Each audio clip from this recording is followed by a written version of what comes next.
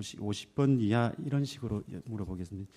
증인이 미르재단 이사를 추천해달라는 최순실의 부탁을 받고 장순각, 이한선 등 대여섯 명을 추천했는데 그중에 실제로 장순각, 이한선은 이사로 선임이 되었죠. 네, 맞습니다.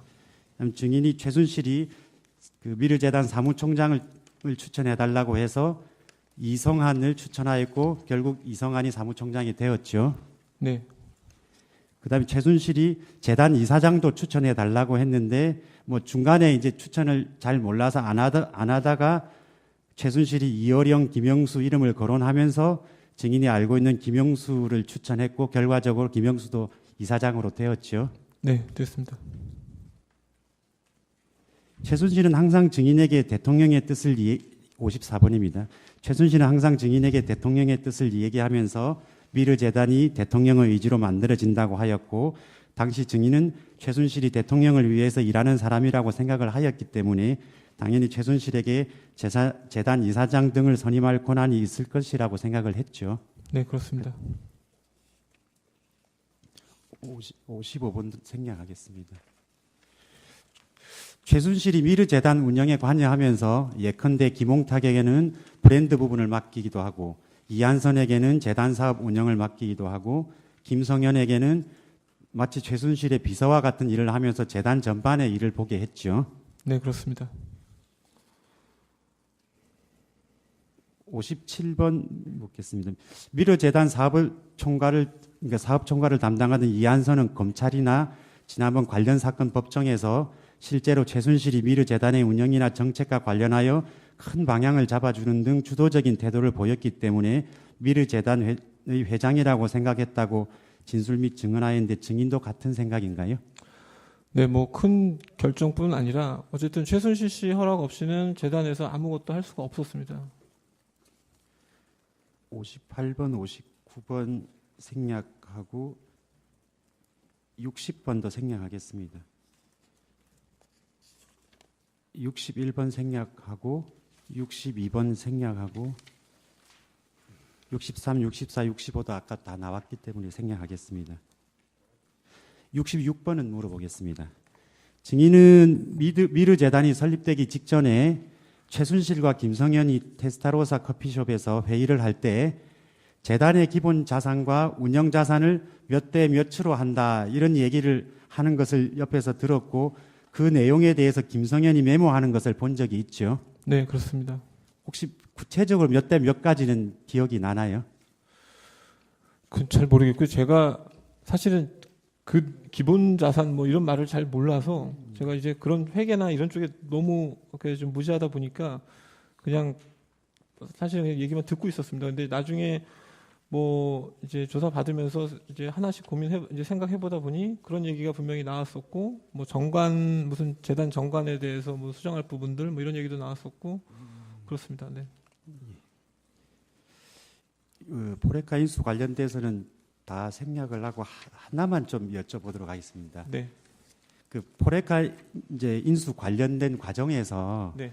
최순실이 이제 모스코 지분 80%를 요구를 이제 하면서 이제 협상 담당자인 김경태로부터 협상이 좀 그 당시에 난항을 겪고 있다는 보고를 받게 되자 김경태에게 한상규에게 놀아난다라고 탓하기도 하고 한상규에 대해서는 쓰레기란 표현을 쓰기도 하였으며 한상규가 정 이렇게 나오면 세무조사 등을 통해 한상규의 컴투게더를 없애버리겠다 이런 취지로 말하기도 하였죠. 최순실이.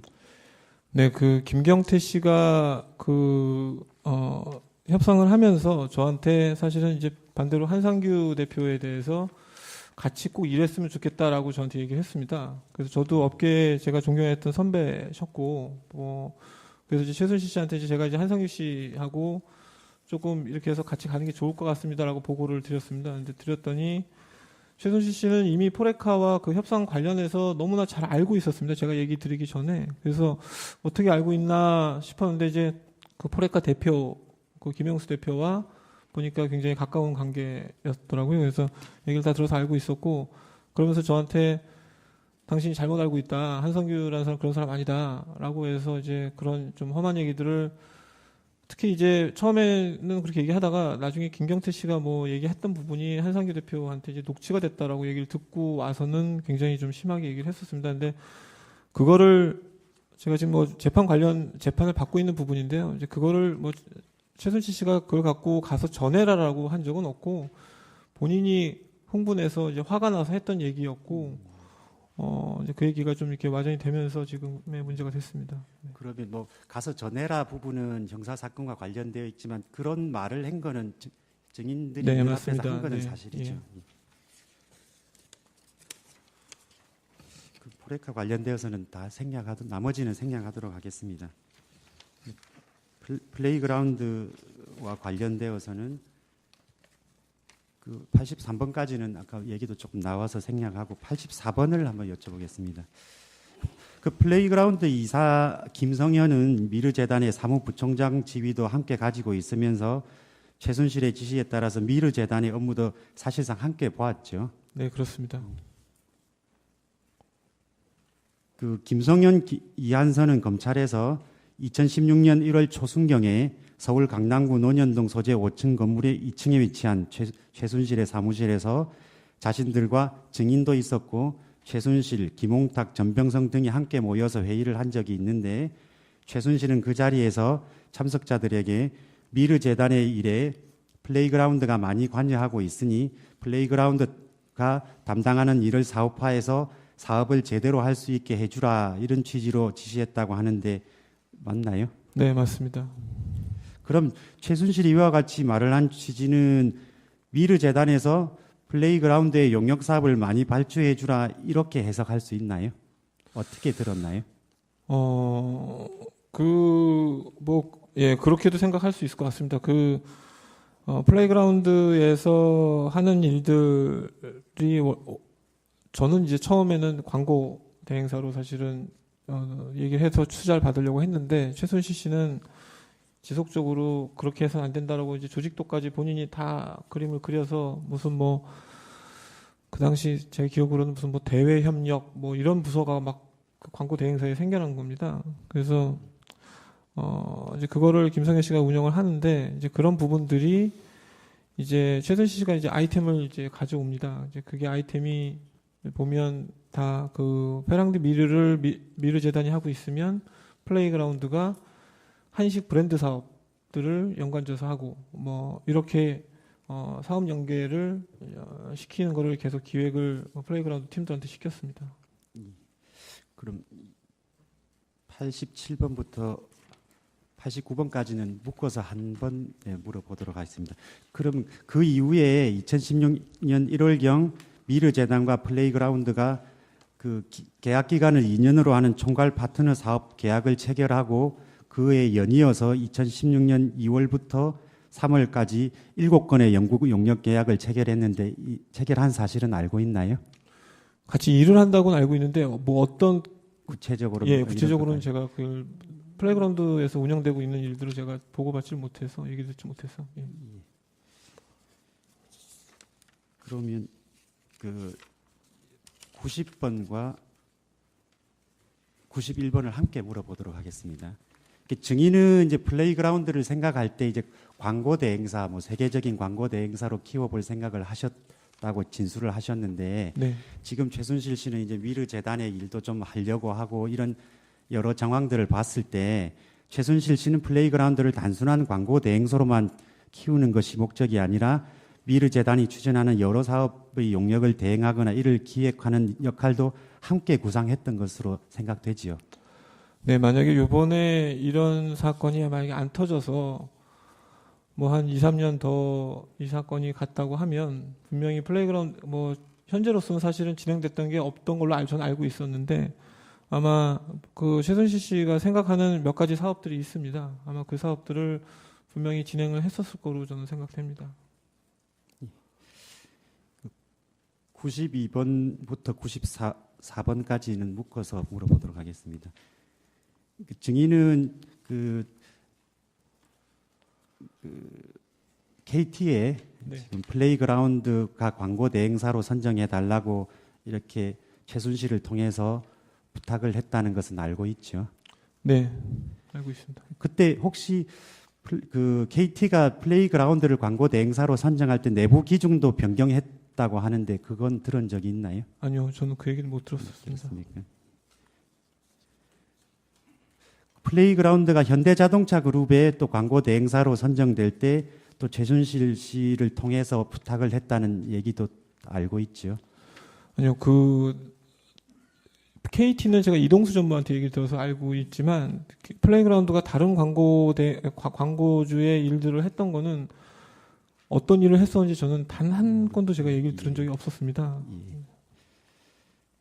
97번으로 넘어가겠습니다. 그 증인은 이동수 전무를 KT에 취업하게 하고 뭐 보직도 중간에 변경하게 해달라 이런 부탁을 한 사실은 있죠. 그러니까 KT에서 일할 사람을 추천해 달라고 해서 제가 추천은 제가 했습니다. 그 추천은 최순실 씨를 통해서 추천을 한 그렇습니다. 거죠. 네. 혹시 당시에 KT가 없는 자리도 만들고 또 임원 인사철이 지났음에도 그 채용하거나 보직이 변경되었다는 내용은 들어본 적 있나요? 아니요, 나중에 이제 언론을 통해서 알게 됐습니다. 예. 99번도 생략하겠습니다. 그럼 혹시 증인은 최순실 씨에게 2015년 5월쯤에 네. 그 조원규가 포스코 임원이 되도록 또 그 소개를 한 적은 있나요? 네, 있습니다.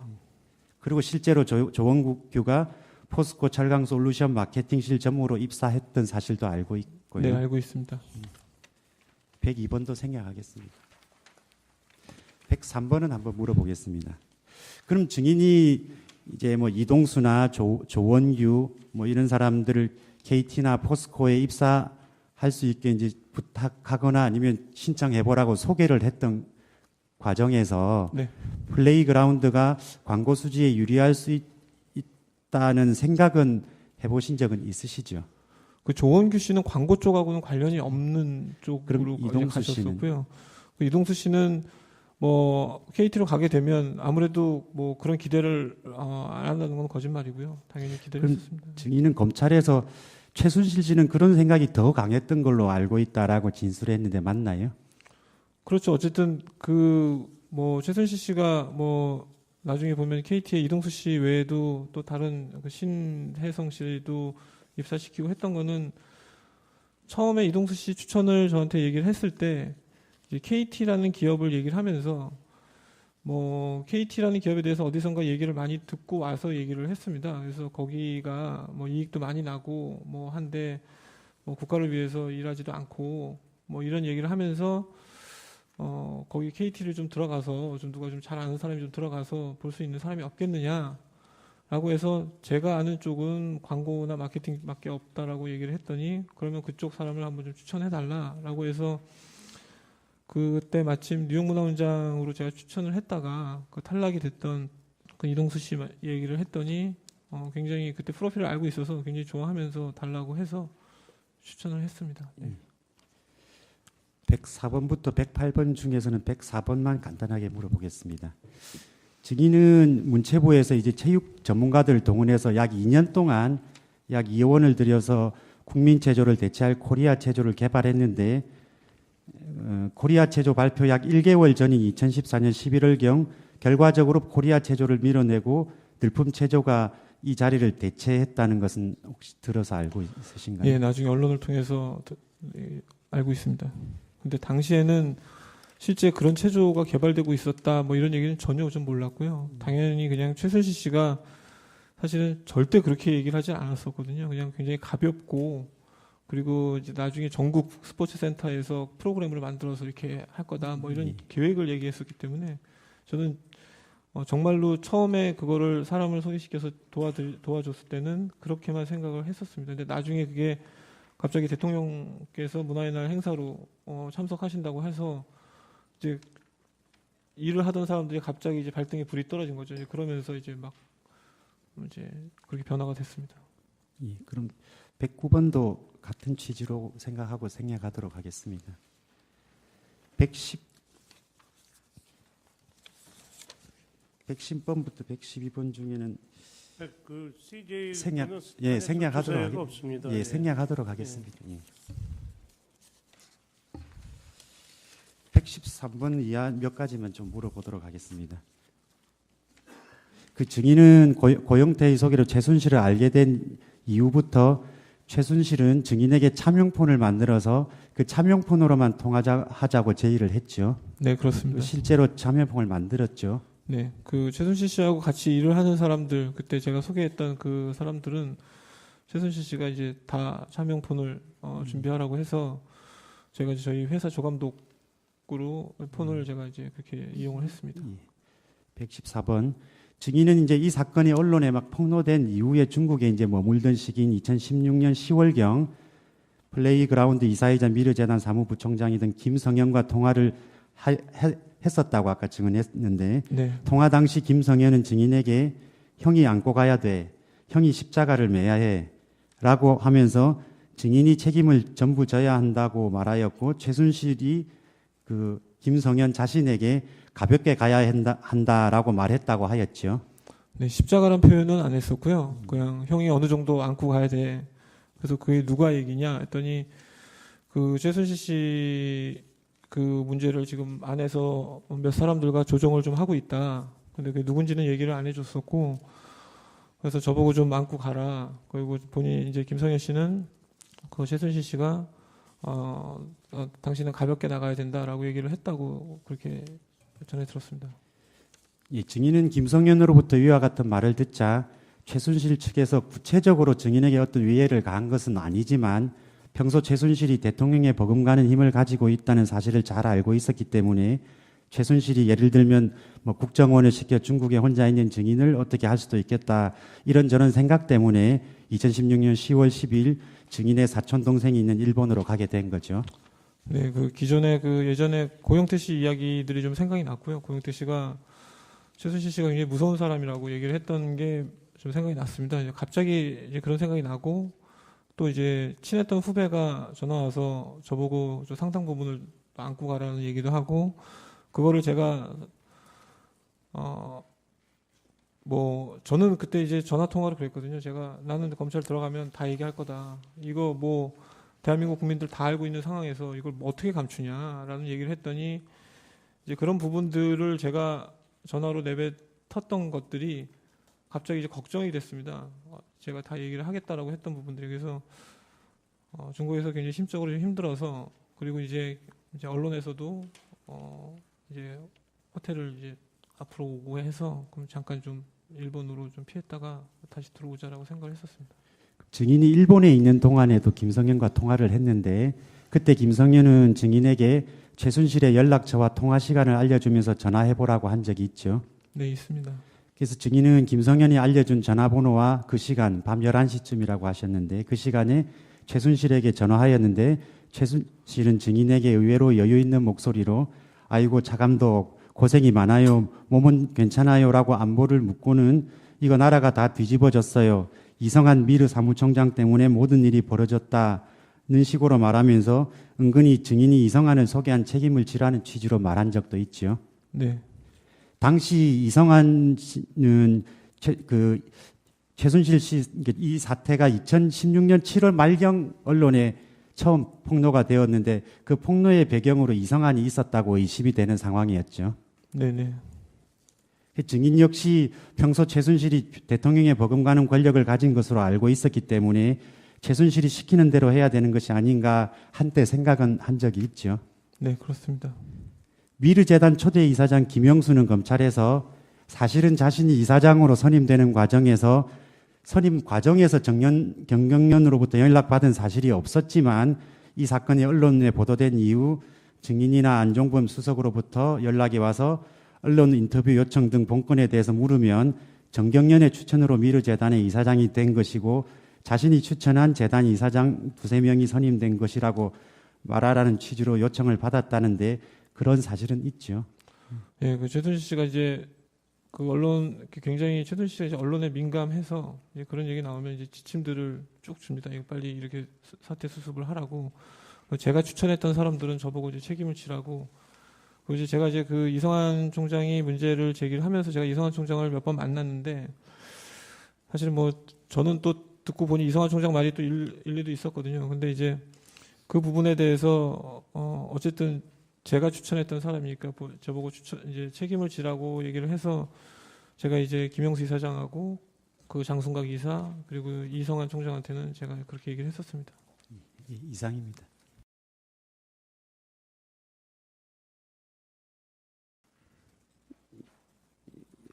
50번 이하 이런 식으로 물어보겠습니다. 증인이 미르재단 이사를 추천해달라는 최순실의 부탁을 받고 장순각, 이한선 등 대여섯 명을 추천했는데 그중에 실제로 장순각, 이한선은 이사로 선임이 되었죠. 네, 맞습니다. 증인이 최순실이 그 미르재단 사무총장을 추천해달라고 해서 이성한을 추천하였고 결국 이성한이 사무총장이 되었죠. 네, 그다음에 최순실이 재단 이사장도 추천해 달라고 했는데 뭐 중간에 이제 추천을 잘 몰라서 안 하다가 최순실이 이어령 김영수 이름을 거론하면서 증인이 알고 있는 김영수를 추천했고 결과적으로 김영수도 이사장으로 되었죠. 네, 됐습니다. 최순실은 항상 증인에게 대통령의 뜻을 54번입니다. 최순실은 항상 증인에게 대통령의 뜻을 얘기하면서 미르재단이 대통령의 의지로 만들어진다고 하였고 당시 증인은 최순실이 대통령을 위해서 일하는 사람이라고 생각을 하였기 때문에 당연히 최순실에게 재단 이사장 등을 선임할 권한이 있을 것이라고 생각을 했죠. 네, 그렇습니다. 55번 생략하겠습니다. 최순실이 미르재단 운영에 관여하면서 예컨대 김홍탁에게는 브랜드 부분을 맡기기도 하고 이한선에게는 재단 사업 운영을 맡기기도 하고 김성현에게는 맞아서 제가 이제 그런 회계나 이런 쪽에 너무 이렇게 좀 무지하다 보니까 그냥 사실 그냥 얘기만 듣고 있었습니다. 근데 나중에 뭐 이제 조사 받으면서 이제 하나씩 이제 생각해 보다 보니 그런 얘기가 분명히 나왔었고 뭐 정관 무슨 재단 정관에 대해서 뭐 수정할 부분들 뭐 이런 얘기도 나왔었고 그렇습니다. 네. 포레카 인수 관련돼서는 다 생략을 하고 하나만 좀 여쭤보도록 하겠습니다. 네. 그 포레카 이제 인수 관련된 과정에서 네. 최순실이 이제 모스코스 지분 80%를 요구를 이제 하면서 이제 협상 담당자인 김경태로부터 협상이 좀 그 당시에 난항을 겪고 있다는 보고를 받게 되자 김경태에게 한상규에게 놀아난다라고 탓하기도 하고 한상규에 대해서는 쓰레기란 표현을 쓰기도 하였으며 한상규가 정 이렇게 나오면 세무조사 등을 통해 한상규의 컴투게더를 없애버리겠다 이런 취지로 말하기도 하였죠. 최순실이. 네, 그 김경태 씨가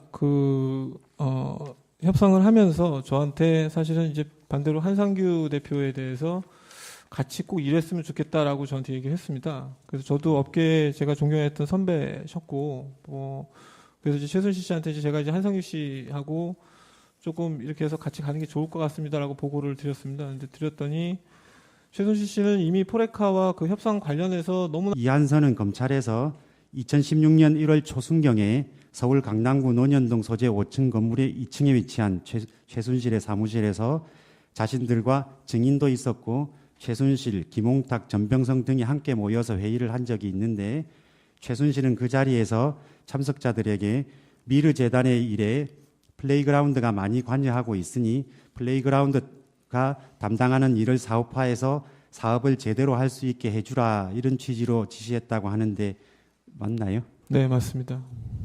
그럼 최순실이 이와 같이 말을 한 취지는 미르재단에서 플레이그라운드의 용역 사업을 많이 발주해 주라 이렇게 해석할 수 있나요?